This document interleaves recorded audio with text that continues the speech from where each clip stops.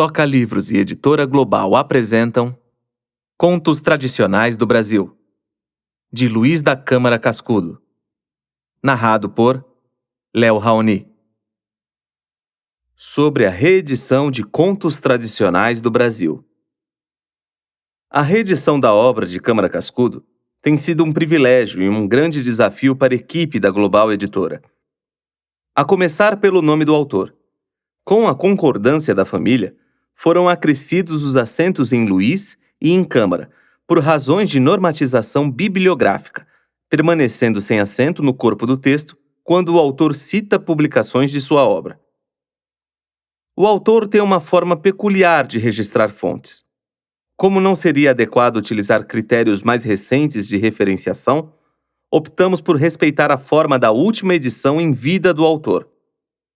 Nas notas, corrigimos apenas erros de digitação, já que não existem originais da obra.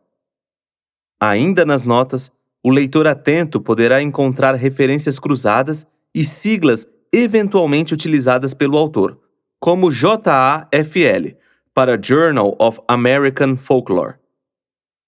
No mais, é deliciar-se com a linguagem cheia de oralidade do mestre. Os editores. Prefácio. Nenhuma ciência, como o folclore, possui maior espaço de pesquisa e de aproximação humana. Ciência da psicologia coletiva, cultura do geral no homem, da tradição e do milênio na atualidade, do heróico no cotidiano, é uma verdadeira história normal do povo. De todos os materiais de estudo, o conto popular é justamente o mais amplo e mais expressivo. É, também, o menos examinado, reunido e divulgado. Para centenas de volumes de versos populares, possuímos 3 ou 4 coleções de contos tradicionais. O valor do conto não é apenas emocional e delicioso, uma viagem de retorno ao país da infância. Nem social, expondo o dogma da fraternidade universal pelo simples emprego de seu método, como ensinava Saint-Yves. Constitui elemento indispensável para ciências afins. Franz Boas, antropologista, é um dos patronos da American Folklore Society. Sem folclore, não era possível The Mind of Primitive Man. Marais dedicou um volume inteiro para demonstrar as relações entre folclore e a psicologia. Psychology and Folklore, Londres, 1920. George Lawrence Gumm já o fizera quanto à história. Folklore as an Historical Science, Londres, 1908. De sua amplidão, já em 1891, declarava Andrew Lang: se me perguntassem como e por que o folclore difere da antropologia, ficaria um pouco embaraçado para responder. Se ele recolhe e estuda a produção anônima e coletiva, Van Gennep é um dos altos testemunhos da atividade espiritual do povo, em sua forma espontânea, diária e regular. Ligado, um pouco confundido com a etnografia, o folclore ensina a conhecer o espírito, o trabalho, a tendência, o instinto, tudo quanto de habitual existe no homem. Ao lado da literatura, do pensamento intelectual letrado, correm as águas paralelas, solitárias e poderosas da memória e da imaginação popular.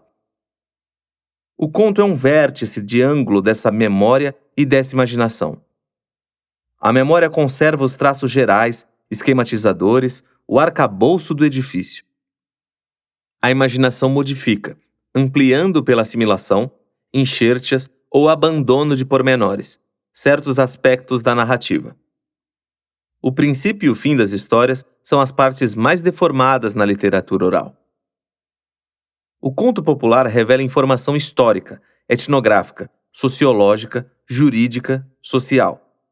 É um documento vivo, denunciando costumes, ideias, mentalidades, decisões e julgamentos. Para todos nós, é o primeiro leite intelectual. Os primeiros heróis, as primeiras cismas, os primeiros sonhos, os movimentos de solidariedade, amor, ódio, compaixão, vêm com as histórias fabulosas ouvidas na infância. A Mãe Preta foi a Scheherazade humilde das 10.000 noites, sem prêmios e sem consagrações. Quanto lhe ouvimos contar, segue lentamente ao nosso lado, emergindo nas horas tranquilas e raras de alegria serena. Dos 62 cursos dados em 25 universidades norte-americanas sobre folclore, 5 são dedicados exclusivamente ao conto popular, ao folk tale. Na Universidade da Califórnia, o professor Archer Taylor. Na Indiana University, o professor Steve Thompson. Na Universidade de Michigan, o professor Ernest A. Philipson. Na Universidade do Novo México, o professor Arthur L. Campa. E na Universidade de North Carolina, o professor Ralph S. Boggs mantém programas sobre origens, desenvolvimento, confrontos, influências, classificação dos contos populares. Para sua classificação sistemática, após anos de análise, escreveu o professor Ante Arne, O Verzeichnis der Märchentypen, publicado no número 3 do Folklore Fellows Communications, traduzido e ampliado pelo professor Steve Thompson, The Types of the Folktale, A Classification and Bibliography, número 74, das FF Communications, Helsinki, Academia Scientiarum Fenica, 1928.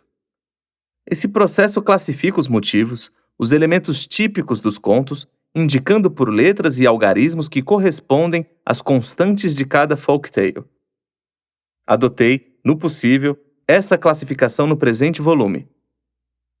As características do conto popular são, para mim, A. Antiguidade, B. Anonimato, C. Divulgação, D. Persistência. É preciso que o conto seja velho na memória do povo, anônimo em sua autoria, divulgado em seu conhecimento e persistente nos repertórios orais. Que seja omisso nos nomes próprios, localizações geográficas e datas fixadoras do caso no tempo. De sua antiguidade, atestam detalhes de ambiente, armas, frases, hábitos desaparecidos. Raro é o conto que menciona armas de fogo. Falam sempre de carruagem, espada, transportes a cavalo, reclusão feminina, autoridade paterna, absolutismo real. Os contos aludem ao cabelo solto das donzelas, às crianças enjeitadas que o achador envolvia na capa, ao rei triste que só vestia branco, à coabitação prévia antes da cerimônia nupcial. Foram usos, regras de vida diária, legalizados em sua ancianidade histórica. As mulheres casadas não podiam usar o cabelo solto. A cabeleira livre era privativa das donzelas. Falando da esposa, informa Oliveira Martins. Enquadro das Instituições Primitivas, segunda edição, 1893, página 27. Não traria mais os cabelos soltos como as donzelas. Esses cabelos que são símbolo da liberdade. Entrançava-os, prendia-os, envolvia-os numa touca ou numa rede. Pela cabeça se conhecia o estado. A virgem vai em capilos, a esposa com touca. Assim o dizem os nossos forais. Envolver numa capa era uma das fórmulas expressas da adoção. Basta cobrir o filho adotivo com as dobras da capa. Peristolae fluentissinos, ou chule de rap, ou par-dessus de Lemantiel, como diz Beaumanoir. O rei triste vestia branco, porque o branco era o luto até fins do século XVI. Ainda na morte do rei Dom João I de Portugal, o cronista Rui de Pina informa que El Rei tomou dô de preto e os infantes tomaram burel, segundo sempre até aqui se costumou. O dô era de preto e o burel era branco. Nas exéquias do rei Dom Fernando, em Toledo, a rainha ia vestida da uma fega preta. Os portugueses que com ela andavam levavam burel branco vestido. Fernão Lopes, Crônica de Dom João I.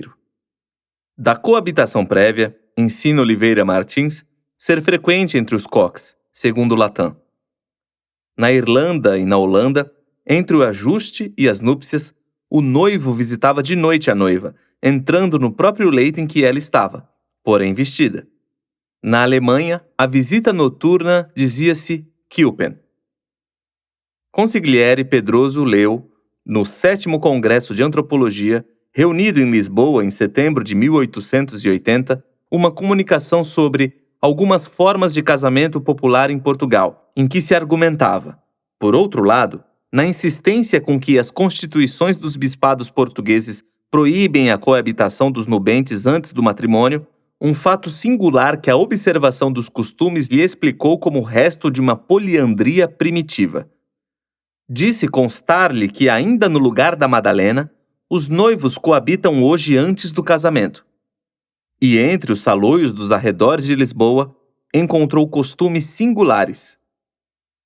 O professor Aurélio M. Spinoza, da Stanford University, na Califórnia, resumindo na introdução do seu Cuentos Populares Espanhóles, o trabalho dos folcloristas modernos, disse: estos investigadores estudian los cuentos populares primeramente como cuentos, comparándolos con los de todas partes del mundo, buscando su origen y tratando de descubrir su verdadera genealogía y evolución a través de la historia de los pueblos y no dejan de estudiar en cuanto le es posible las ideas, costumbres primitivas y cultura de los pueblos primitivos y modernos de donde los cuentos proceden. Un tema tradicional se estudia a través de la literatura escrita y oral, si tiene siempre en cuenta la historia verdadera de los pueblos y el contacto de unos con otros. Se estudian todas las versiones que se pueden reunir en un cuento o de una tradición. Se examina su parentesco, se estudia en fin a base del estado de cultura del pueblo, de su procedencia y se determina su origen, su historia y su difusión. Los últimos resultados de esos estudios pueden servir no solo para completar las investigaciones de los cuentos populares, como cuentos propiamente dichos, sino que también para buscar materiales útiles para las ciencias afines, en particular para la antropología, la psicología, la religión y la historia. Volume 1, página 11 e 12. Esses estudos entre nós dispersam-se entre o amadorismo e a industrialização literária dos temas folclóricos. João Ribeiro, em 1919, escrevia serenamente: investigar as origens e a formação das histórias populares, acompanhá-las em suas migrações, aonde elas vão como domésticos, na companhia das gentes e dos povos, não é ainda uma preocupação que mereça estímulos. Tudo entre nós, que não é dinheiro, é tolice e inutilidade. Bem o sei.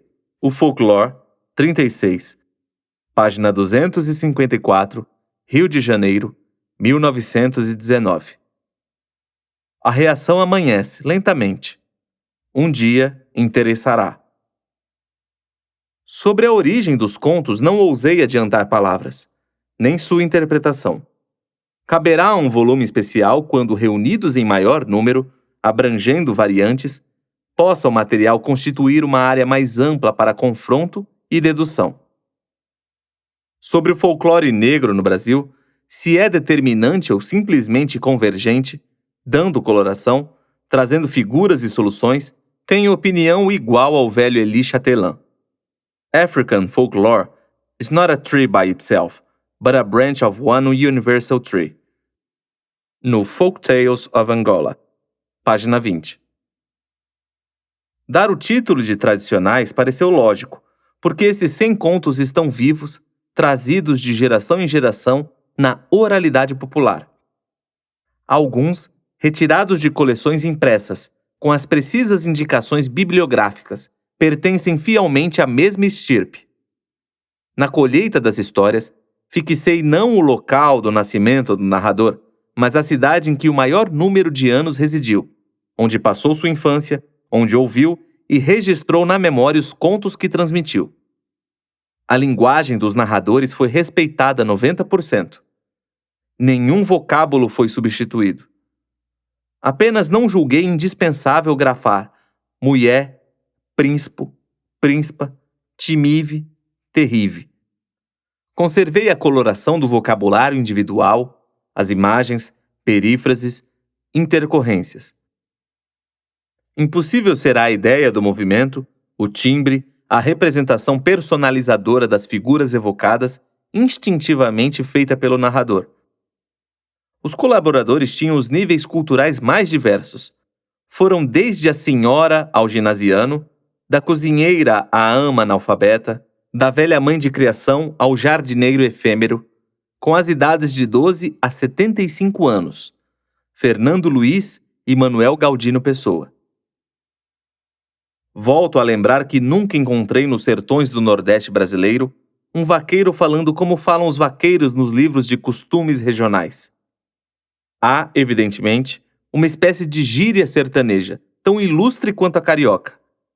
Não seria útil empregá-la aqui pelo simples fato de não a ter ouvido pelos contadores das minhas histórias.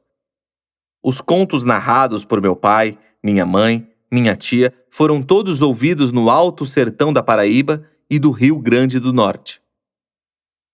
Não conheço história privativa de uma região. Naturalmente haverá maioria de sereia nos contos das praias. Mas as sereias encantam nas histórias do sertão e nelas passam os peixes encantados e a serpente que dorme num palácio no fundo do mar. A proporção entre os elementos indígenas, africanos e brancos no folclore brasileiro é de 1 para 3 para 5. Contos indígenas e africanos justapõem-se de maneira indecifrável. Ciclo do jabuti, ciclo da micura ou da raposa, nos indígenas brasileiros e nos negros bantus e do Sudão, idênticas. Vezes dispensamos argumentar que o português está na África, residindo, casando, brigando, morrendo, nascendo, comendo, contando histórias, desde 500 anos. A irradiação é contínua, infiltrando-se no folclore negro. Tanto Curupira ameríndio fareja o sangue real, Mira Piché Piché, como Maquixi rosnava, sentindo o estrangeiro. Monzo, Ini Walengmu. Franceses, portugueses, espanhóis, ingleses, hindus repetem o indígena tupi e o negro angolês. Aqui me cheira sangue real. O nosso andou, andou, andou está nas porandubas amazônicas, Uatá, Uatá, Uatá. Nos Missosso, que Chatelin ouviu em Luanda, vinha o wend, wend, walked, walked, andou, andou, como os meus amigos sertanejos usavam, descrevendo os longos dias de caminhada. Emigrando, os contos tomam, devagar, outros hábitos. A moral da Anansi, a aranha cúpida, violenta, vitoriosa pela astúcia bestial, modifica-se às polegadas na Jamaica, em Surinã. No Brasil, a estupidez da onça corresponde à ferocidade bruta do leopardo africano. Nas nossas histórias, como nos filmes de série, o bandido malvado acaba perdendo no último ato. Perde a onça, perde o diabo. O bem sempre vence. A morte também. Não cito as escolas meteorológica, filológica, antropológica, histórica, ritualista, a infalível eclética, afora uma dúzia de cisões e cismas eruditos. Ainda não me foi concedida a sabedoria para aproximar-me dessas discussões substanciais. Um dia, querendo Deus, irei também discutir se o jabuti representa o sol, a força criadora da vontade, um urmitus, ou simplesmente um jabuti. O mais antigo conto que se conhece é a história Dois Irmãos. Encontrou-o na Itália Mr. D'Orbigny, em 1852, escrita num papiro que o Visconde de Rouget examinou e proclamou sua antiguidade veneranda. Todos os egiptólogos estão de acordo.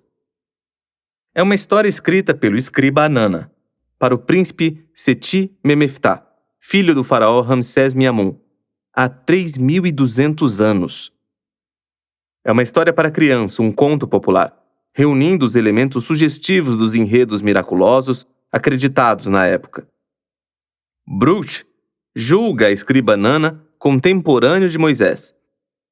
Anepu e Batal, irmãos, moram juntos. Anepu é casado e sua mulher tenta Batal, que lhe resiste. A mulher de Anepu acusa o cunhado de violência. Anepu prepara-se para matar o irmão. Este, avisado pelas bezerras do curral, foge. Anepu persegue-o, mas o deus Armates, invocado por Batal, fez aparecer um rio entre os dois irmãos. Quando amanheceu o dia, Batal, o mais novo, disse ao mais velho que ia para a floresta dos cedros e deixaria sua alma numa flor, lá em cima da árvore. Se o cedro fosse derrubado e a flor caísse, ele morreria. Ensinou o processo de ressuscitá-lo. E separaram-se. Anepu matou a mulher e ficou vivendo sozinho com seus bois e seu campo. O deus solar Armates falou ao deus Knum, e este deu uma linda mulher a Batal, para que não continuasse solitário na floresta dos cedros. Um cacho do cabelo da mulher de Batal caiu no mar e foi perfumando as águas até o rio, onde lavavam as roupas do faraó. O faraó, informado do estranho perfume, descobriu o cacho de cabelo e mandou procurar a dona. Depois de muita luta, veio a mulher de Batal para o faraó e contou como seu marido morreria. Cortaram o cedro, a flor caiu e Batal morreu. O irmão, sabendo, veio e procurou a flor da alma de Batal até que a encontrou. Colocou o corpo de Batal numa esteira e a flor num vaso com água de cevada. Depois, deu essa água para a boca do irmão que se ergueu, vivo. Batal transformou-se no novilho sagrado, propriedade de Anepu. O faraó comprou o novilho sagrado por muito ouro e o colocou num santuário. Quando a nova mulher do faraó foi visitar o novilho, este falou, exprobrando-lhe o procedimento. A mulher pediu ao faraó para comer o fígado do novilho sagrado e o faraó matou o touro e a mulher comeu o fígado. No momento do sacrifício, 2 gotas de sangue do novilho sagrado caíram e 2 árvores nasceram. Quando a mulher veio repousar na sombra dessas árvores, elas falaram, censurando sua conduta. A mulher pediu que o faraó cortasse as árvores para fazer tábuas. Uma lasca feriu a mulher na boca. Ela ficou grávida e nasceu um príncipe. O faraó morreu e o príncipe subiu ao trono. Era Batal. Mandou julgar a mulher e puniu-a. O irmão Anepu foi feito vice-rei e substituiu-o no governo do Egito. E o papiro assim finda. Foi composto pelo escriba Nana, possuidor deste rolo, que o deus Thoth livre da destruição todas as obras contidas neste rolo. Anterior à literatura clássica, ao documento de história, às atividades metafísicas, existe nessa história para crianças a metempsicose, a onipotência do rei, imaginação comentando tradições locais, registro real do espírito egípcio, na plenitude de sua verdade psicológica. Os elementos do conto dos 2 irmãos, escrito há 32 séculos, estão vivendo nas histórias tradicionais do Brasil. Neste volume, o conto 22 mostra um gigante com a alma exterior guardada num ovo, como a de Batal estava na flor do cedro. Os contos 30 e 43 tratam de um boi de estimação que é abatido para que uma mulher coma o fígado do animal. O processo feminino para obter a morte do novilho é o mesmo. Nem mesmo com 3.200 anos, a víscera apetecida mudou para a vontade da concubina. Por quê? Porque o fígado era a origem do sangue e o sangue era a alma. Há 20 séculos, Galeno oficializou a doutrina e o povo continua fiel ao mestre, dizendo sangue novo, calor de sangue. Para as dermatoses e os hansenianos comem fígado de criança porque a lepra é doença do sangue e não doença da pele. Fígado novo é sangue novo e sangue novo acaba a doença velha. Assim nasceu a tradição do Papa Figo, o apavorador velho que carrega os meninos num saco para vender o fígado aos ricos morféticos.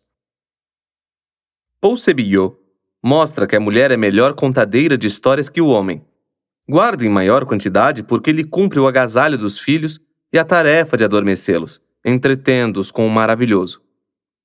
Os irmãos Grimm fizeram sua coleção admirável ouvindo as velhas, as tias da tradição oral portuguesa, as bás e mães pretas do Brasil. Tive mulheres e homens como narradores excelentes. Dom Apolinar Barber foi o colaborador máximo de Juan Alfonso Carriço, o mestre do cancioneiro popular de Tucumã. Como o inesquecido J. Leite de Vasconcelos honrou a tia Miquelina de Golães, auxiliar preciosa para sua etnografia portuguesa. Miss Marie Frère ouviu 24 histórias da mesma velha hindu, e o seu Old Deccan Days é um dos melhores livros da literatura oral da Índia. O título Contos Tradicionais tem sido preferido pelos folcloristas de Portugal e Brasil.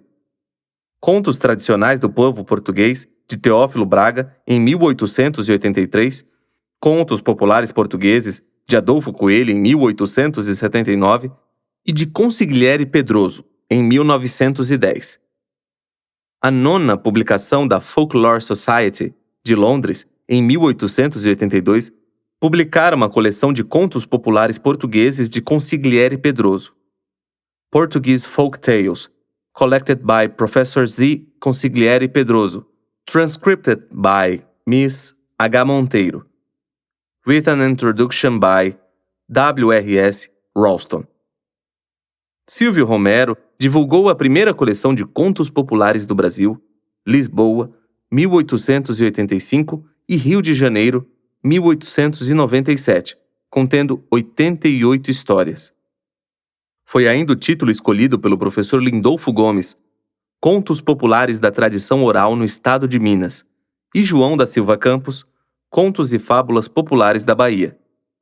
Na Espanha, as grandes coleções de Fernán Caballero, Rodrigues Marim, Aurélio M. Espinosa têm o nome de Cuentos, etc. Assim os franceses, italianos, belgas, russos, etc. Dividiu 100 contos em 12 seções. Se o problema da classificação foi resolvido pelo método Arne Thompson, tanto mais lógico quanto for abrangendo, pelo conhecimento bibliográfico, o folclore centro, sul-americano e insular, o mesmo não ocorre com a divisão. Ante Arne escreveu: For each editor has arranged his collection to his own judgment, which in only a few instances has been guided by a deeper knowledge of the subject. Minha divisão atende aos motivos, no critério de uma tentativa de sistematização. Contos de encantamento. Correspondem aos Tales of Magic, Tales of Supernatural, aos Cuentos, Conte, Raconte, Fairy Play, Marchen, os Missosso dos Negros de Angola, Skark dos Russos. Contos de exemplo. Ordinary Folk Tales, o velho exemplo, Stories, Fireside Stories, Conserras, dos espanhóis, empregado igualmente no folclore ibero-americano, um grupo de conserras chilenas, de Rodolfo Lenz, Santiago de Chile, 1912. Contos de animais. Fábulas, na acepção clássica. Animal Tales. Facécias. Jokes and Anecdotes. Patranha, Schwank, Contra Favore. Contos religiosos. Religious Tales. Contos de intervenção divina. Os africanos de Angola denominam Gissabu. Contos etiológicos. João Ribeiro, O Folklore, página 20. A expressão conto etiológico é técnica entre os folcloristas. Quer dizer que o conto foi sugerido e inventado para explicar e dar a razão de ser um aspecto, propriedade, caráter de qualquer ente natural. Assim há contos para explicar o pescoço longo da girafa, o porquê da cauda dos macacos, etc. É na espécie. Clássico o livro de O. Dunhart, Contos Populares da História Natural, um livro póstumo do professor Robert Lehman Nietzsche. Estudou os motivos etiológicos da mitologia sul-americana. Studien zur südamerikanischen Mythologie, die äthiologischen Motive, Hamburgo, 1939. Demônio logrado. Todos os contos ou disputas em versos em que o demônio intervém, perde a aposta e é derrotado. Parece necessário estabelecer o ciclo, isto é, a reunião de contos e lendas de redor de um motivo único, o demônio logrado. Contos de adivinhação. Riddle's Tales, Hatselmarchen, G. Ningonongo, de Angola. A vitória do herói depende da solução de uma adivinhação chamada enigma, tradução de gestos, decifração da origem de certos objetos. MT 812 de Arne Thompson. The Devil's Riddle. A princesa casará com quem decifre o enigma proposto por ela. A princess is offered in marriage to the youth who can propose a riddle which she cannot solve. De Steve Thompson. Natureza denunciante. O ato criminoso é revelado pela denúncia de ramos, pedras, ossos, flores, frutas, aves, animais. Virgin in Chains. Contos em que os episódios são sucessivamente híbicos. MT 780 de Arne Thompson. The Singing Bones. 16 de Silvio Romero. 27 de Teófilo Braga. La Flor de Lilita. Del Olivar. Liriolei. La Flauto. Contos acumulativos. Cumulative Tales. Formula Tales. Arranged in Chains. Contos em que os episódios são sucessivamente articulados. Fases temáticas consecutivamente encadeadas. A neve que prendeu o pé da formiga. MT 2031 de Arne Thompson. The Frostbitten Foot. Kettenmarken. Incluo nesta seção os contos sem fim e os trava-línguas. Endless Tales, Unfinished Tales, Cuentos de Nunca Acabar. Ciclo da Morte. Nos contos em que aparece o diabo, este perde infalivelmente. A morte, ao contrário, vence. Debalde o homem procura enganar, utilizando todos os recursos da inteligência, o pagamento fatal de dívida. Como esses contos têm assunto típico, inconfundível, seria lógico o ciclo. Tradição. Chamo tradição, nos contos populares, o que, não constituindo história nem lenda, mantém persistente citação nas narrativas tradicionais. O japim, Cassicucela, Lin, imita todos os pássaros, exceto o tamurupara, Monassa nigrifons. Onde há ninho de japim, o chechel nordestino, há uma formiga chamada tapiucaba. São tradições. Os motivos dos contos tradicionais são 5, 8, 10 mil para todo o mundo. As centenas de milhares que conhecemos e sabemos existir são combinações indefinidas desses motivos essenciais, ambientes, pormenores típicos, situações psicológicas. Os contos variam infinitamente, mas os fios são os mesmos. A ciência popular vai dispondo-os diferentemente.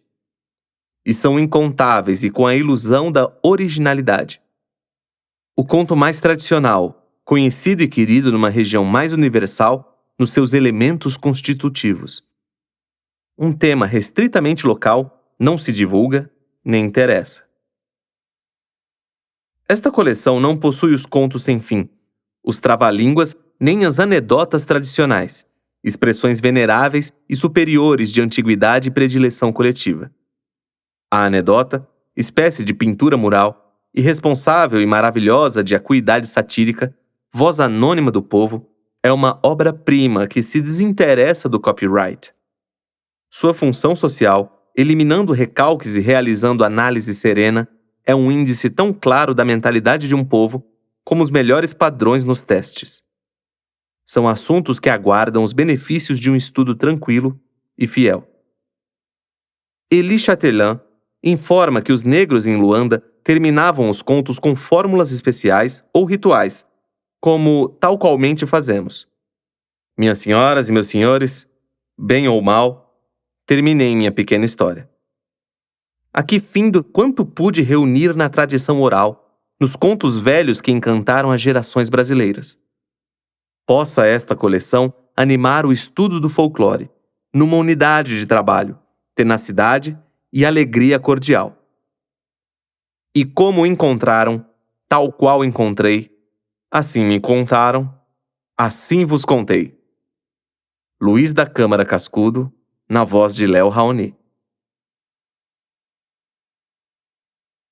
Parte 1. Contos de encantamento. O fiel Dom José. Era uma vez um príncipe que encontrou numa sapataria um rapaz tão vivo e simpático que desejou tê-lo como amigo e companheiro.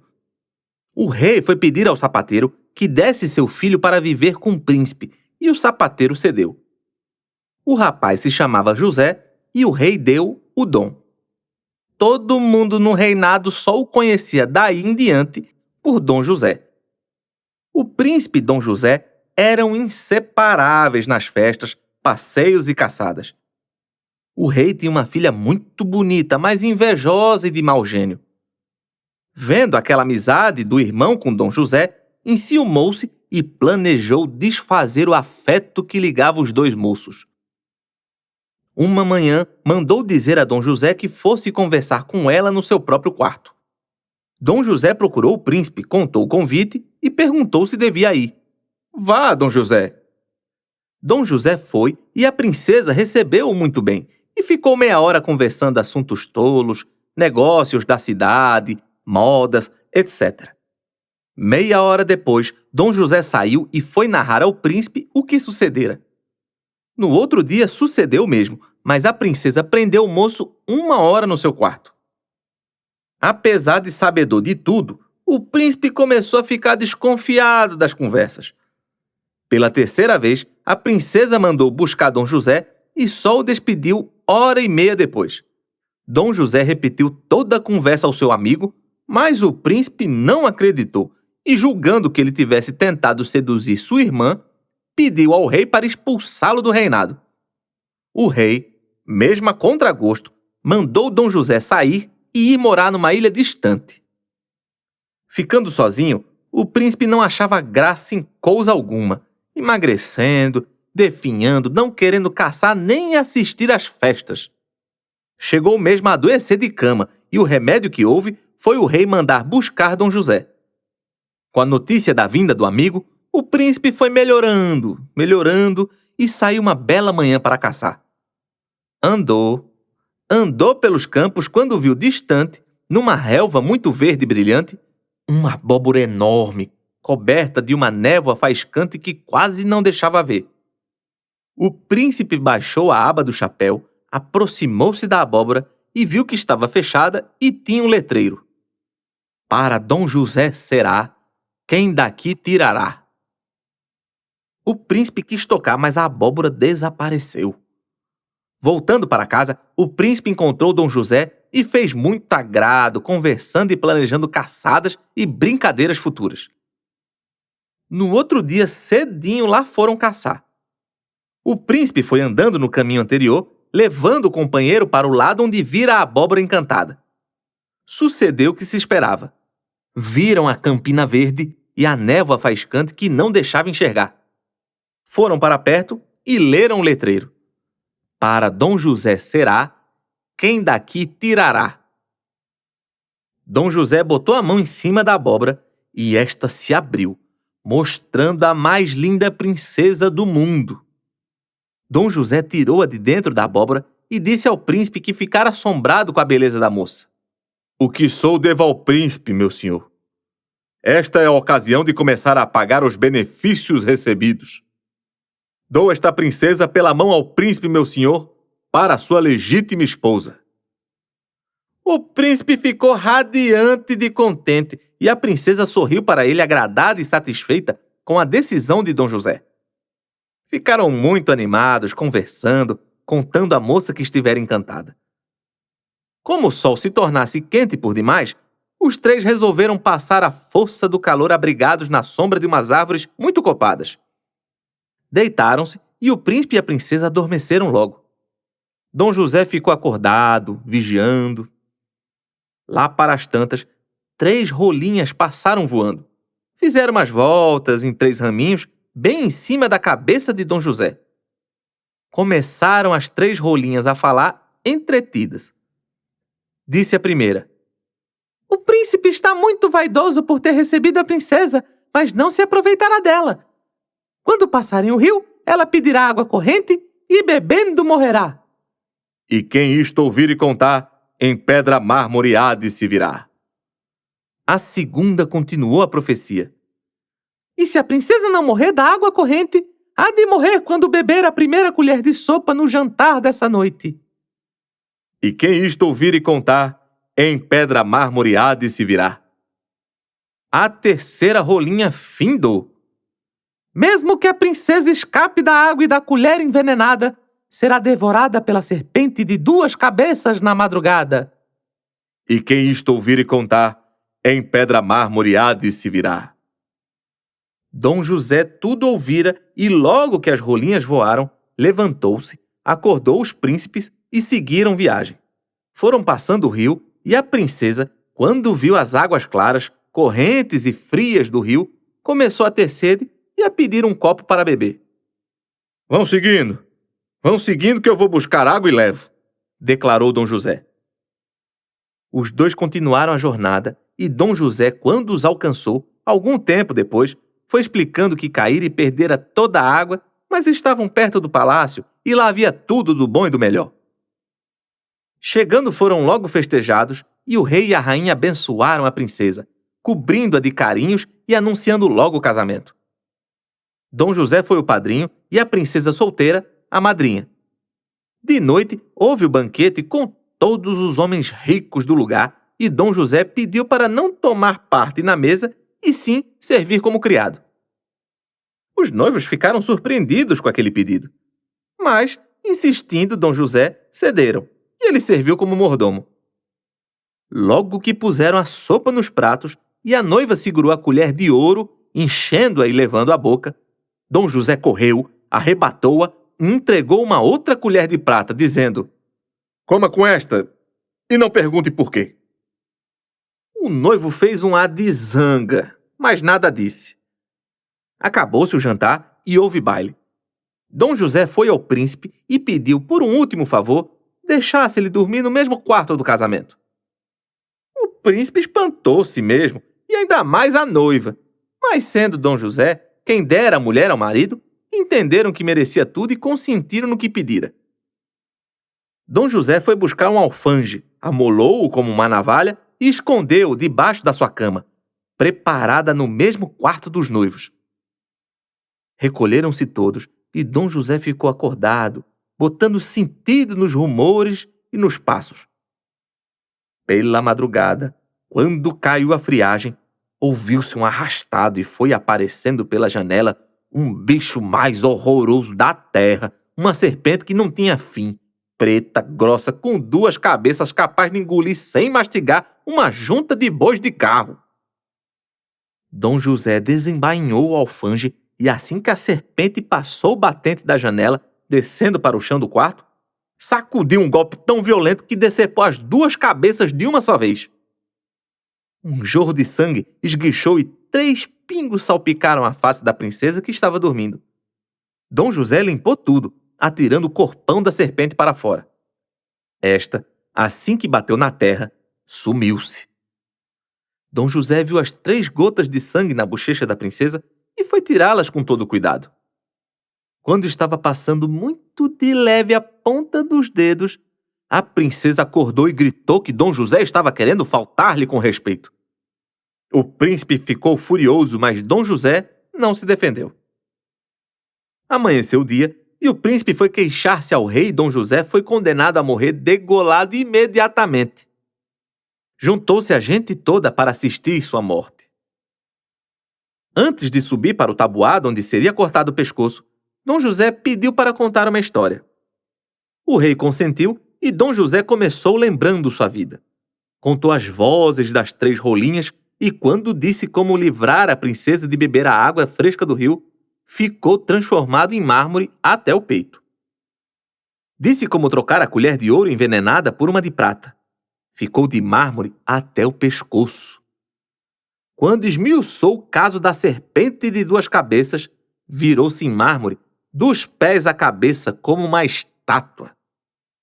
O rei, a rainha, os noivos e a princesa solteira choraram demais, lastimando Dom José. Todo o povo chorou também. O príncipe mandou construir um pedestal no jardim e colocou a estátua de mármore e aí passava a maior parte do dia, chorando e recordando o fiel Dom José. Meses depois, estava o príncipe nesse lugar quando 2 rolinhas vieram voando e pousaram nos ombros da estátua, começando a falar. Disse uma: agora que o príncipe sabe quem era seu amigo e o que valia o fiel Dom José, encantado para livrar a princesa da morte. Respondeu a outra: é verdade, Mas para tudo há remédio. Quando nascer o filhinho do príncipe, passe esse alfange no pescocinho do menino e molhe toda a estátua nesse sangue inocente. Dom José voltará a viver como dantes. O príncipe ouviu essas palavras e ia se levantando quando 2 amas vieram correndo do palácio, avisando que a princesa tivera um menino tão bonito como o dia. O príncipe não perdeu tempo. Correu até o quarto, beijou a mulher, segurou o filhinho nos braços e voltou para junto da estátua. Puxou a espada, cortou o pescoço da criança, molhando o mármore no sangue inocente. Assim que acabou, a estátua estremeceu e Dom José pulou do pedestal para baixo, como era dantes. Antes de abraçar o príncipe, pegou na cabeça e no corpo do menino, juntou as partes e a criança ficou sã e salva, apenas com uma listinha vermelha no pescoço. Abraçaram-se como irmãos, chorando de alegria, e Dom José entrou no quarto da princesa, levando o menino nos braços, dormindo tranquilamente. As festas foram as mais compridas e bonitas deste mundo, e Dom José casou com a irmã do príncipe, vivendo até 100 anos na mais perfeita felicidade. Luísa Freire, Ceará Mirim, Rio Grande do Norte. Nota: Luísa Freire, branca, analfabeta, residiu em nossa casa de 9 de junho de 1915 até 23 de julho de 1953, quando faleceu. Nasceu em junho de 1870. Foi colaboradora preciosa em literatura oral. Com maiores anotações, publiquei no Porto, Portugal, um volume inteiro contendo 30 histórias de Bibi. Bibi era seu apelido, dado por mim, quando menino, e conservado a vida inteira. O fiel Dom José tem variante no Contos Tradicionais do Povo Português, de Teófilo Braga, número 12. A Bicha de 7 Cabeças, vindo do Algarve. Na versão portuguesa não há o encontro da abóbora encantada, nem a presença da princesa que casa com o fiel Dom José. As pombas avisam, e quem isso ouvir e não se calar, em pedra mármore há de se tornar. No mais, idêntico. Os irmãos Grimm colheram este conto na Alemanha, O Fiel João. Estudado exaustivamente por Erich Rocha, Der Getreue Johannes, FFC, volume 27, número 77, Helsinki, 1928, com 147 versões, variantes no Portuguese Folk Tales, de Consigliere Pedroso. Pedro and the Prince, 25, Londres, 1882. Pedro e Pedrito, número 34 dos Contos da Carochinha, Adolfo Coelho. Variante no Decã, Rama and Lucharan, citada pelo coordenador português. Outra versão clássica no Pentamerone, de Giambattista Basile, 1634. The Raven, nona distração do 4º dia, edição inglesa de N.M. Penzer, do original italiano de Benedetto Croce. Segundo, 72, Londres, 1932. É o MT 516, de Arne Thompson, Faithful John. Os compadres corcundas. Disse que era uma vez 2 corcundas compadres, um rico e outro pobre. O povo do lugar vivia mangando do corcunda pobre e não reparava no rico. O pobre andava triste, e de mais a mais o tempo estava cruel, e ele era caçador. Numa feita esperando uns veados, já tardinha, adormeceu no giral e acordou noite alta. Ficou sem querer voltar para casa. Ia se acomodando para pegar no sono de novo quando ouviu uma cantiga ao longe, como se muita gente cantasse ao mesmo tempo. Deve ser alguma desmancha de farinha aqui por perto. Vou ajudar. Desceu da árvore e botou-se no caminho andando no rumo da cantiga que não descontinuava. Andou até que chegando perto de um serrote, onde havia uma laje limpa, muito grande e branca, viu uma roda de gente esquisita, vestida de diamantes que espelhavam ao luar. Velhos, rapazes e meninos, Todos cantavam e dançavam de mãos dadas o mesmo verso, sem mudar. Segunda, terça-feira, vai e vem. Segunda, terça-feira, vai e vem. O caçador ficou tremendo de medo. As pernas nem deixavam ele andar. Escondeu-se numa moita de mofundos e assistiu sem querer aquela cantoria que era sempre a mesma, horas e horas. Com o tempo, foi se animando, ficando mais calmo e, sendo metido a improvisador e batedor de viola, cantou, na toada que o povo esquisito estava rodando. Segunda, terça-feira, vai e vem, e quarta e quinta-feira, meu bem. Boca para que disseste! Calou-se tudo imediatamente, e aquele povo todo espalhou-se como ribaçã, procurando. Acharam o corcunda e o levaram para o meio da laje como formiga carrega barata morta. Largaram ele e um velhão, brilhando como um sacrário, perguntou com uma voz delicada: Foi você quem cantou o verso novo da cantiga? O caçador cobrou coragem e respondeu: Fui eu, sim, senhor. O velhão disse: Quer vender o verso? Quero, sim, senhor. Não vendo, mas dou o verso de presente porque gostei do baile animado. O velho achou graça e todo aquele povo esquisito riu também. Pois bem, disse o velhão, uma mão lava a outra. Em troca do verso, eu te tiro essa corcunda e esse povo te dá um bisaco novo. Passou a mão nas costas do caçador e este tornou-se esbelto como um rapaz, sem corcunda nem nada. Trouxeram um bisaco novo e recomendaram que só abrisse quando o sol nascesse. O caçador meteu-se na estrada, andando, e assim que o sol nasceu, abriu o bisaco e o encontrou cheio de pedras preciosas e moedas de ouro. Só faltou morrer de contente. No outro dia comprou uma casa, com todos os preparos, mobília, vestiu roupa bonita e foi para a missa, porque era domingo. Lá na igreja, encontrou o compadre rico, também corcunda. Este quase cai de costas, assombrado com a mudança. Perguntou muito e mais espantado ficou, reparando no traje do compadre, e ao saber que ele tinha casa e cavalo gordo e se considerava rico. O pobre contou tudo. E como a medida do ter nunca se enche, o rico resolveu arranjar ainda mais dinheiro e livrar-se da corcunda nas costas.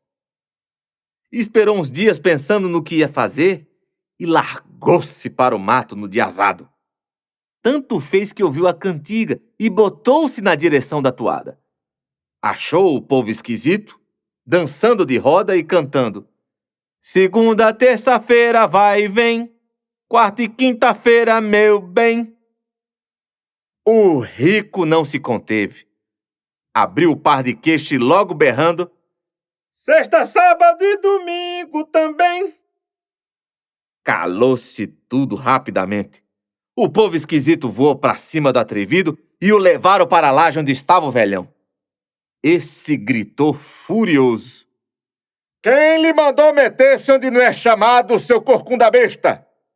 Você não sabe que gente encantada não quer saber de sexta-feira, dia em que morreu o filho do alto? Sábado, dia em que morreu o filho do pecado?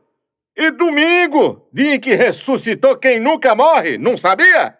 Pois fique sabendo, e para que não se esqueça da lição, leve a corcunda que deixar aqui e suma-se da minha vista, senão acabo com seu couro. E quando falava, os outros iam dando empurrão, tapona e beliscão no rico. O velho passou a mão no peito do corcunda e deixou ali a outra, aquela de que o compadre pobre se livrara. Depois deram uma carreira no homem, deixando-o longe, e todo arranhado, machucado, roxo de bofetadas e pontapés. E assim viveu o resto de sua vida. Rico, mas com duas corcundas, uma adiante e outra atrás, para não ser ambicioso. João Monteiro, Natal, Rio Grande do Norte. Nota: Teófilo Braga traz Os Concundas, colhido no Porto, contos tradicionais do povo português. Primeiro, 177, 82. O povo esquisito da variante brasileira está mencionado como sendo umas bruxas. O canto primitivo era entre quintas e sextas e sábados. O homem não ajuntou verso algum, apenas cantou com as bruxas. O outro inventou, e os domingos, se for necessário, ganhando a giba que o primeiro deixara, levando dinheiro. Carmen Lira registra uma versão de Costa Rica, Salir com un domingo siete, no seu Los Cuentos de mi tía Panchita. Os dois compadres guechos tiveram aventura idêntica. O pobre ouviu as brujas cantando Lunes e martes e miércoles 3 e completou Jueves e viernes e sábado 6. Recebeu sacos de ouro e tiraram-lhe a corcunda. O compadre, rico imitando-o, cantou Domingo 7. As bruxas deram-lhe uma sova e pespegaram-lhe o outro guecho na nuca. P. Sebillot, no Contes de Provence de France, registra Les Deux Bossus et le Nom, conto da Baixa Bretanha, recolhido por F. M. Luzel. Os dois Bossus, Nonique e Gabic, receberam um prêmio e castigo no encontro com os Danseurs de Nuit, na Lande de Penorochot, non loin de Bourg de Plouaret. Os Danseurs de Nuit eram anões e cantavam Lundi, Mardi et Mercredi. Nonique improvisou Et jeudi et puis vendredi. Livraram-no da bosse e encheram-no de riqueza. Gabic, de invejoso, lá se foi e cantou, na melhor intenção possível, Et samedi et dimanche. Ganhou outra corcunda. O conto é corrente na Europa, sucedido com Curilos, Gnomos, Pulpicans, etc. Emmanuel Coscan encontrou-o na Lorena. Le Fez et les Deux Bossus. Stanislas Prato estudou-o, comentários e bibliografia.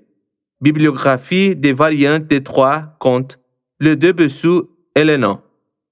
Separata do Bulletin de Folklore, tomos 1 e 2, 1893. É o MT 503 de Arne Thompson, The Gifts of the Little People. Émile Sauvetre, de Foyer Breton, registra De Cures de Plodron. É o 182 dos Irmãos Grimm. Os Marintypen, de Arne Thompson, tem bibliografia. Variante no Pentamerone. Terceira distração do quarto dia, The Three Animal Kings. A Princesa de Bambuluá. Havia na estrada que ligava duas cidades importantes uma grande pedra com uma gruta espaçosa, onde costumavam os viajantes pernoitar, quando surpreendidos pela noite naquele deserto. Era muito frequentada a paragem, mas começou a aparecer uma visagem, e os viajantes preferiam fazer uma curva a ter de passar pela pedra da margem do caminho. Contavam que os homens eram acordados por uma voz celestial, dizendo: Quem quer desencantar a princesa de Bambuluá?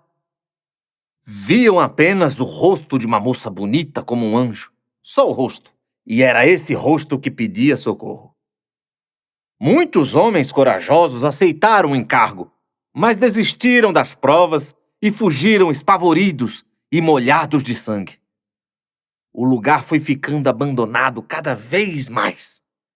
Raramente passava uma criatura humana e assim mesmo, bem depressa, olho no pé, olho no mato.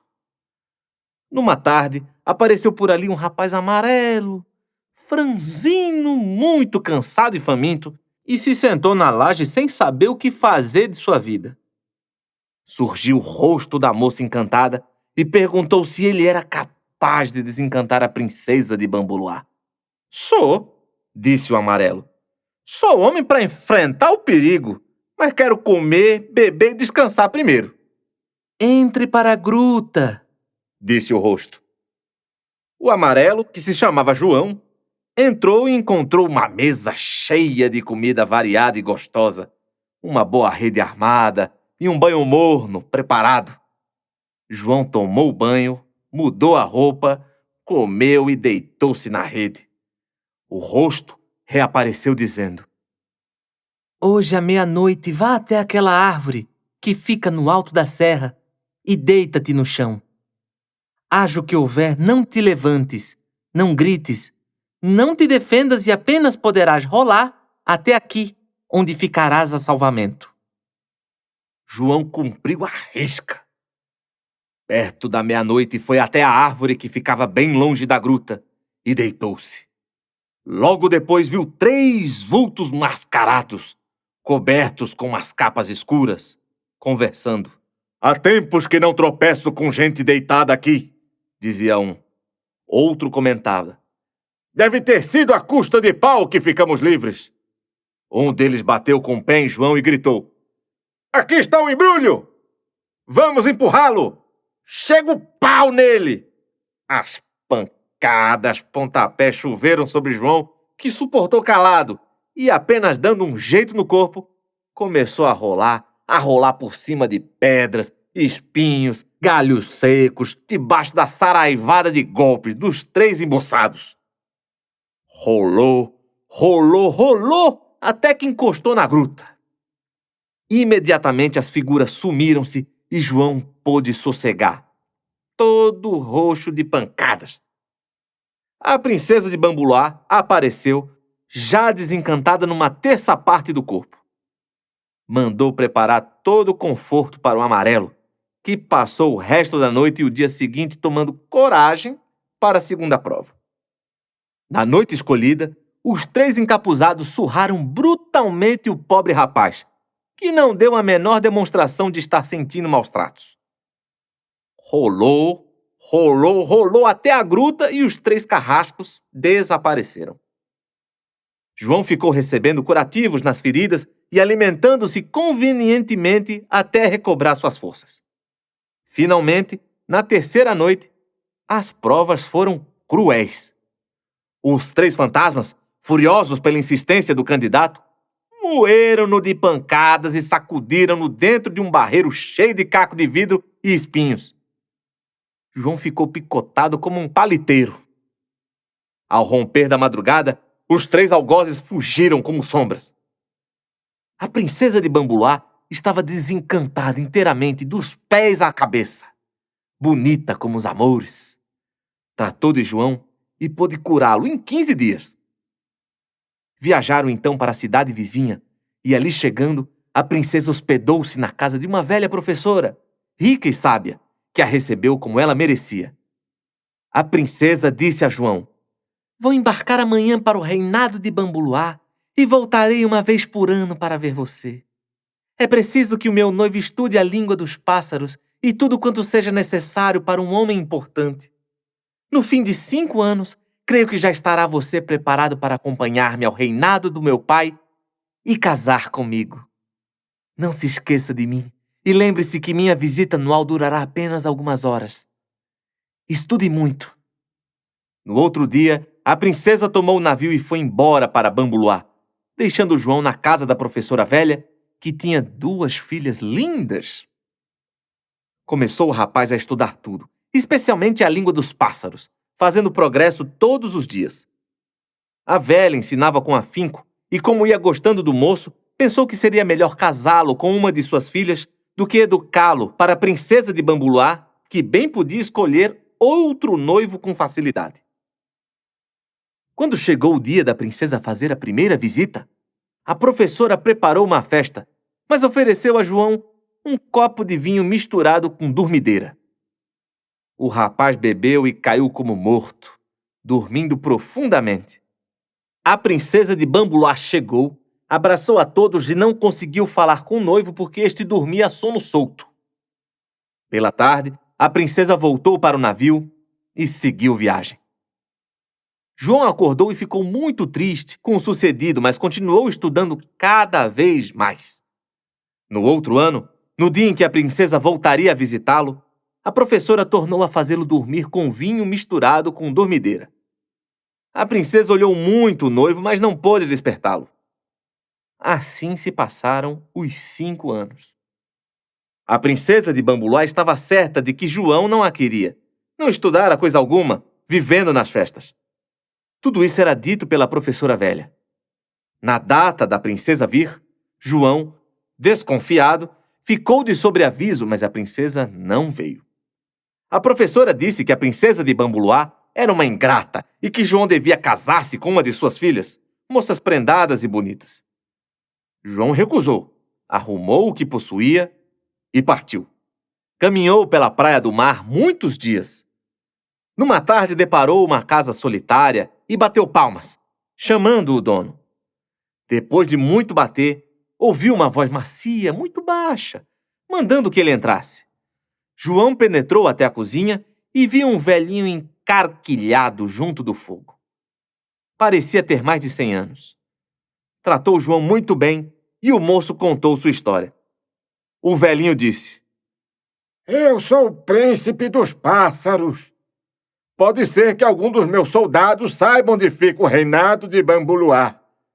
Vou chamá-los. Agarrou um tamborzinho e começou a bater, a bater, a bater. O céu ficou escuro de pássaros de todos os tipos, cores e figuras que desciam para a casa, entrando pelas portas e janelas e cercando o velho com todo respeito. Assim que viam o rapaz, partiam de bico aberto contra ele, julgando o inimigo do príncipe. O velhinho sossegava-os com gesto. A todos, o príncipe dos pássaros perguntou o caminho para o reinado de Bambuluá. Ninguém sabia. Durma hoje aqui e vá amanhã perguntar ao meu pai, o rei dos pássaros, onde fica o reinado de Bambuluá. João agradeceu muito ao velhinho e seguiu jornada na manhã seguinte. Andou 3 dias e 3 noites. Avistou uma casinha na encosta de um morro. Subiu, bateu palmas e encontrou um velho, tão velho, que estava encolhido, encorujado, junto do fogo. Quase não falava. Recebeu-o muito bem, deu-lhe que comer e ouviu a história. Depois falou: A ver se os meus soldados sabem alguma coisa. Pôs na boca um apito de prata e apitou. Apitou, apitou. Emas, nambus, jacus, tamatiões, todos os pássaros grandes que correm mais do que voam, compareceram, precipitando-se contra João porque pensavam que ele quisesse ofender ao rei dos pássaros. O velhinho aquietava-os com a mão. Perguntou a todos e nenhum soube onde ficava o reinado de Bambuluá. Durma hoje aqui e amanhã procure meu pai, o imperador dos pássaros. Esse deve saber. João agradeceu muito, dormiu e continuou sua peregrinação na manhã seguinte. Andou. No 4º dia de viagem viu uma casinha no alto de uma serra, lá em cima, muito alvinha. Subiu com dificuldade e bateu palmas um tempo sem fim. Finalmente entrou e deparou um velho. Velho, tão velho que vivia dentro de uma cabaça, enrolado em pasta de algodão e suspenso em cima do fogo. Recebeu João muito bem, deu-lhe que comer e beber. Mostrou uma rede armada, ouviu sua história e prometeu auxiliá-lo. Tirou da cabaça uma gaita de perna de ema e soprou um som fininho, por alguns minutos. Assim que ele acabou, ouviu-se um barulho de asas e o céu ficou preto de urubus, aos milhares e milhares, cobrindo tudo. Rodearam a casa e foram entrando e saudando o velho como a um imperador. Queriam matar a João, mas o imperador fazia um gesto e os urubus obedeciam. Nenhum conhecia o caminho para o reinado de Bambuluá. O imperador mandou-os embora e virou-se para um urubu velho que estava dormindo num canto. Tão velho que não tinha mais penas, e sim os canhões. O urubu ouviu a pergunta e respondeu, estirando as asas enormes. Saiba, meu imperial senhor, que o reinado de Bambuluá eram os meus pastos. Fui muito lá. Fica depois do inferno. Passa-se por cima na quentura do fogo do diabo. Logo na descida está a campina que olhos maus não podem ver, cheia de palácios bonitos, com muita gente agradável. É aí o reinado de Bambuluá. O imperador dos pássaros disse a João que fosse comprar um boi de 5 eras, matasse, cortasse carnes, tripa, bofe, coração, fígado, rins, quebrasse os ossos e trouxesse tudo para o urubu velho comer. Dentro de 3 dias estaria pronto para a viagem. João comprou o boi de 5 eras, fez tudo quanto lhe ordenaram e colocou um montão de comida na frente do urubu velho, que começou a comer sem parar dia e noite. Ia comendo, comendo, e os canhões se abriam em penas e o urubu ia ficando empenado novamente. 2 dias depois, já estava pronto e deu uns voos, experimentando as asas e as forças. O imperador dos pássaros explicou a João que montasse o urubu, segurando 2 cotos de penas como se fossem fueiros, e cruzassem os pés por debaixo da asa. Fechasse os olhos, só abrindo quando o urubu parasse. Havia de sentir um vento muito quente e o urubu faria muitas voltas. Era na ocasião em que passariam por cima das bocas do inferno. João seguiu tudo direitinho e o urubu voou alto, alto, alto, empinando acima das nuvens. Depois de horas, desceu como um raio e começou a fazer curvas, como que recuando, e o rapaz sentiu um calor tão forte que lhe dava a impressão de estar pisando em brasas assopradas. Bruscamente, o urubu voou mais alto e desceu rápido, pisando em terra. João abriu os olhos e viu que estava numa campina verde, com água corrente perto de muitas casas bonitas. No cimo de um morro estava um palácio que era uma Babilônia de grande. O urubu despediu-se e voou. O rapaz veio andando, andando até que alcançou as primeiras casas. Na janela de uma dessas estava uma velha muito simpática que lhe perguntou quem era e o que estava fazendo no reinado de Bambuluá. João escondeu umas partes e contou outras, e a velha mandou-o entrar e acomodar-se com sua pequena bagagem. O rapaz estava com fome, mas a velha nada tinha que lhe oferecer. Era uma antiga criada do palácio do rei. Este lhe dera aquela casinha, roupa e mandava todos os dias abundante tabuleiro de comida vinda da cozinha real. Pediu que João tivesse paciência e esperasse pelo meio-dia, hora em que o almoço havia de chegar. Para distrair-se, João abriu a bruaca, tirou um violino e substituiu as cordas comuns por umas cordas encantadas, que a princesa lhe havia lhe dado. Música tocada nessas cordas fazia toda a gente dançar. João afinou um instrumento e começou a tocar uma música tão sacudida, tão feiticeira, tão requebrada, que a velha se peneirou toda e saiu dançando pelo meio da sala. Os homens que iam passando na rua paravam para ouvir e entravam forte no bailado, balançando o corpo e sapateando como uns danados. Tanta gente passasse e ouvisse como entrava para casa e ficava perdida no meio da dança. Ao meio-dia, chegou a empregada do palácio e do meio da rua se vinha desmanchando no compasso, equilibrando o tabuleiro. Arriou na mesa e pulou como uma maluca. No palácio, notaram a demora da criada e mandaram outra buscá-la. Esta o que fez foi aderir ao baile com todas as forças do corpo. Mandaram uma segunda, terceira, quarta e quinta, e todas se misturaram com os dançarinos saracoteando. Finalmente a rainha, com algumas damas, veio pessoalmente verificar em que tanta criada estava entretida. Nem andou meio caminho e já ficou bulindo com os pés, e rainha e dama largaram-se no folguedo como umas desesperadas.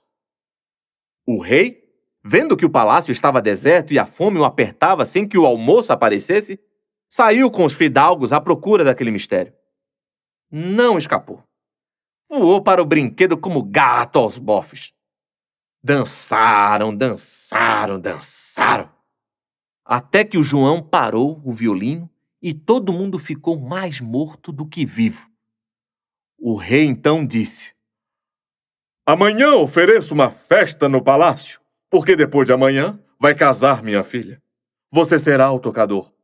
Não deixe de ir, senão mando cortar-lhe a cabeça. Dispersaram todos. A princesa não deixara seu aposento E quando as criadas contaram a história do baile, ficou surpreendida e desconfiou que fosse o músico, o seu antigo noivo, que a desencantara e a quem dera as cordas mágicas e fizera educar. Enviou uma criada de confiança e, quando se convenceu de que era o mesmo João, mandou-o chamar e tudo combinou para a festa próxima. O noivo oficial andava todo orgulhoso, bebendo ares, sem enxergar ninguém, porque ia casar com a filha do rei. No dia da festa, quando o salão real ficou que não cabia uma cabeça de alfinete, a princesa saiu, bonita como uma estrela do céu, e disse em alto e bom som: Rei meu pai, rainha minha mãe, meus senhores e senhoras, se eu perdesse a chave da minha mala e mandasse comprar outra para abrir, e antes servir-me da nova encontrasse a velha, que deveria fazer? Todos responderam: Use a velha, princesa! Não se deixam amores velhos pelos novos. Pois, conclui a princesa, aqui está o meu noivo antigo, que sofreu por mim os maus tratos, desencantando-me e estudando para ser digno do posto, vindo até aqui só para ver-me. E entrando, saiu trazendo João pela mão, todo bem vestido, com joia no dedo que parecia mesmo um príncipe. Todos os convidados bateram palmas e o rei e a rainha abençoaram o casamento que se realizou no outro dia, com tanta festa que não teve fim. Eu estava lá e vi tudo e trouxe um boião de doce, mas na ladeira do escorreguei, caí e quebrou-se tudo. Francisco Ildefonso, Chico Preto, Praia de Areia Preta, Natal, Rio Grande do Norte. Nota: essa princesa de Bambuloá faria as delícias de um pesquisador. Reúne elementos de vários contos europeus, numa sequência de episódios populares, que denuncia a dispersão dos temas e natural criação, pela convergência. O narrador, analfabeto, negro, contou-a muitas vezes sem colaboração inconsciente. Banal é o processo para a princesa desencantar. O emprego do vinho soporífero, a dormideira, o endormillon dos contos franceses, pertencerá a outro fio. Os 3 encontros com o príncipe, o rei e o imperador dos pássaros radica-os ao ciclo dos príncipes encantados, nos quais a esposa procura o marido por intermédio das aves benfazejas.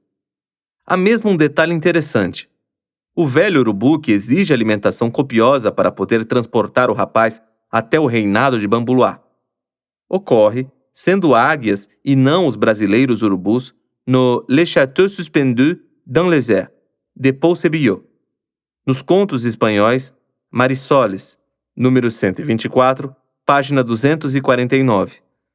El Castillo de las Siete Naranjas, número 125, página 252, etc. O violino que obriga toda a gente a dançar é irmão do conto do Beija-Florzinho, que obrigou todos a um samba sem fim, interrompido pelo manguado dono da casa, que desfez o baile à força de pau.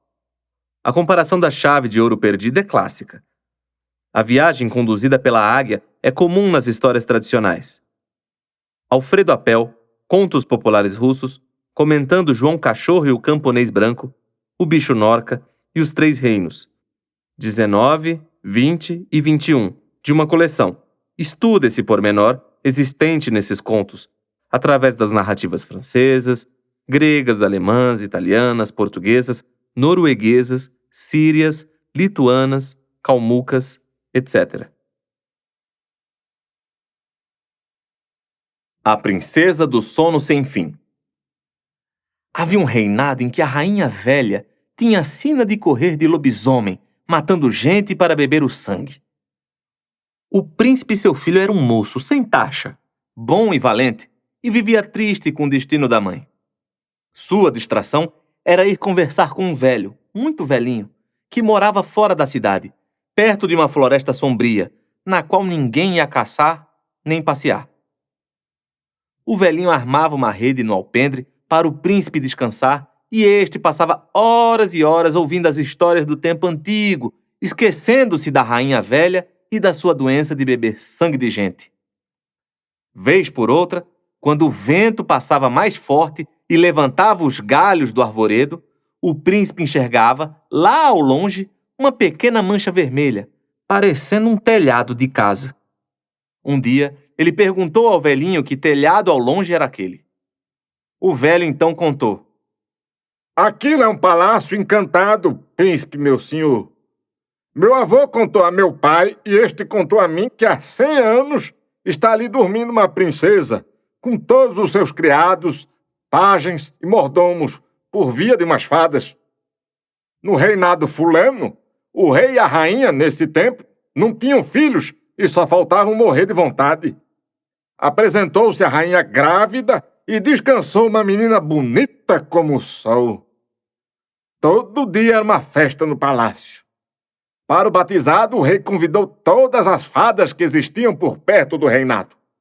Só não convidou a fada mais velha porque ninguém sabia da morada dela e julgavam que tivesse morrido. As fadas vieram todas e já estavam na mesa do banquete quando a fada velha apareceu resmungando e dando de corpo como uma condenada. A fada mais moça botou reparo na zanga da fada velha e, mais do que depressa, escapuliu-se da mesa e se escondeu sem que ninguém notasse sua falta. Depois do banquete, as fadas foram fadar, dando as sinas e os dons. Cada uma dizia a coisa mais bonita. Eu te fado que sejas linda como a luz do sol. Outra dizia por aqui assim. Eu te fado que sejas boa como o amor de mãe. Eu te fado que sejas rica como um tesouro. Eu te fado com a ciência de Salomão. E assim foram dizendo, e o rei todo satisfeito, ao lado da rainha que tinha a princesinha nos braços. No fim, a fada velha se levantou com a fala grossa e disse: Nem vale a pena tanta sina boa para essa menina. Ela será tudo isso, mas durante pouco tempo. Quando se puser moça, irá visitar a quinta de seu pai e aí furará a palma da mão confuso do fiar algodão e morrerá logo, sem remédio nem jeito.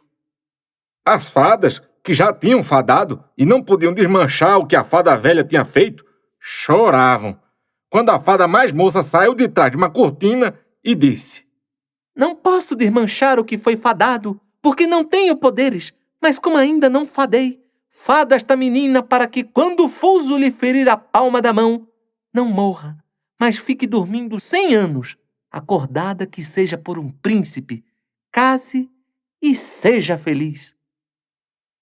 Acabou-se a festa e o rei proibiu sob pena de morte que alguém enfiasse com um fuso no seu reinado. Apesar de todo o cuidado, quando a princesinha inteirou os 15 anos, foram todos visitar outro palácio que o rei possuía dentro de umas matas mais bonitas do mundo. A menina andava para cima e para baixo, corrigindo tudo, e lá num quarto esconso da casa, encontrou uma velha ama que estava fiando. Pediu logo para ver o que era e desejou imitar. Assim que pegou no fuso, este saltou e varou sua mão. Nem marejou sangue, mas a princesinha caiu para trás como morta. Correram todos e deitaram a menina numa cama, num quarto preparado de um tudo, espelhando de bonito. A fada moça veio voando e bateu a varinha de condão na cumieira do palácio. Todo mundo que estava dentro, tirando o rei e a rainha, pegou num sono profundo. Os músicos ficaram com os instrumentos na boca e a mesma cozinheira agarrou a dormir com a mão segurando uma galinha que estava assando no fogo. O rei e a rainha, como aquilo era sina permitida por Deus, beijaram a filha, abençoaram e foram embora com a fada para o reinado. Por lá morreram e o reinado deles acabou-se. Só ficou o palácio dentro do arvoredo, com a princesa dormindo sono sem fim. Esperamos que você tenha gostado desta prévia. Para continuar ouvindo este audiolivro no Google Play Livros, use o link na descrição do vídeo.